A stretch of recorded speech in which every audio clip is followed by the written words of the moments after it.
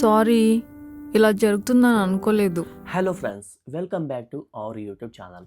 ఈరోజు మనం Infinitum media నుంచి వచ్చిన లేటెస్ట్ వెబ్ సిరీస్ నిన్నలా మొన్నలా లేదురా ఎపిసోడ్ నెంబర్ 4ని రివ్యూ చేద్దాం. అయితే ఆల్రెడీ ఫస్ట్ 3 ఎపిసోడ్స్ని చూసి ఉంటే మీకు ఈ సిరీస్ మీద ఒక ఐడియా ఉంటుంది. Typical middle class life, office struggles and relationship డ్రామాని బేస్ చేసుకొని రన్ అవుతున్న సిరీస్ ఇది. మరి ఈ 4th ఎపిసోడ్ ఎలా ఉందో, ప్రసాద్ బెహ్రా అండ్ పూజా పర్ఫార్మెన్స్ ఎలా ఉందో ఇప్పుడు చూద్దాం. ఇక బేసిక్గా ఈ ఎపిసోడ్ స్టోరీ విషయానికి వస్తే, మనోడు ప్రసాద్ లైఫ్లో ప్రాబ్లమ్స్ ఇంకా ఎక్కువ అవుతున్నాయి. ఒకవైపు ఆఫీస్లో బాస్ టార్చర్, సేల్స్ టార్గెట్ అవ్వట్లేదు అని, లీవ్స్ ఎక్కువ పెట్టాడని ఫుల్ క్లాస్ పిక్స్ ఉంటాడు. ఇంకోవైపు శాలరీ ఇంకా పడలేదు. ఇదే టైంలో ప్రసాద్ ఫ్రెండ్ రేణు, అదే గాయత్రి, ఫైనాన్షియల్గా ట్రబుల్లో ఉంటుంది. రెంట్ కట్టడానికి మనీ కావాలని ప్రసాద్ని అడుగుతుంది.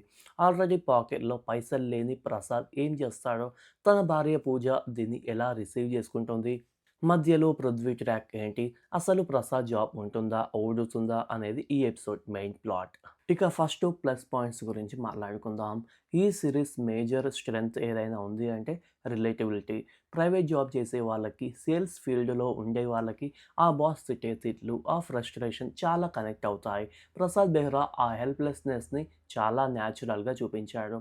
పూజాస్ క్యారెక్టర్ యూజువల్లీ ఇలాంటి సిచ్యువేషన్స్లో గొడవ పడే క్యారెక్టర్స్ని మనం చూస్తూ ఉంటాం.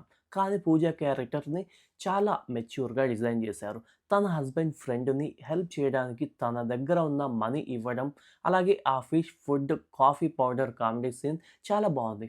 It shows a healthy relationship. ఇక మైనస్ పాయింట్స్కి వస్తే, స్లో పేసింగ్. ఎపిసోడ్ లెంత్ 19 నిమిషాలు ఉన్న స్టోరీ పెద్దగా ముందుకి వెళ్ళినట్టు అనిపించదు.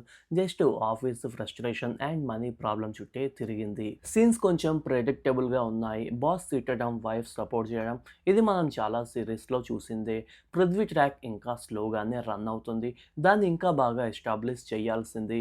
కొన్ని చోట్ల ఆడియో కొంచెం సింక్ లేనట్టుగా అనిపిస్తుంది. టెక్నికల్గా ఇన్ఫినిటమ్ ప్రొడక్షన్ వాల్యూస్ ఎప్పటిలాగే నీట్గా ఉన్నాయి. మ్యూజిక్ అండ్ బీజిఎం సీన్స్కి తగ్గట్టుగా ఉన్నాయి. ఎస్పెషల్లీ ఎమోషనల్ సీన్స్లో రైటింగ్ ఈజ్ గుడ్. డైలాగ్స్ న్యాచురల్గా ఉన్నాయి. మనం డైలీ లైఫ్లో మాట్లాడుకునేవిలాగే ఉన్నాయి. ఇక ఓవరాల్గా చెప్పాలి అంటే, నిన్నలా మొన్నలా లేదురా ఎపిసోడ్ నెంబర్ 4th ఒక డీసెంట్ వాచ్.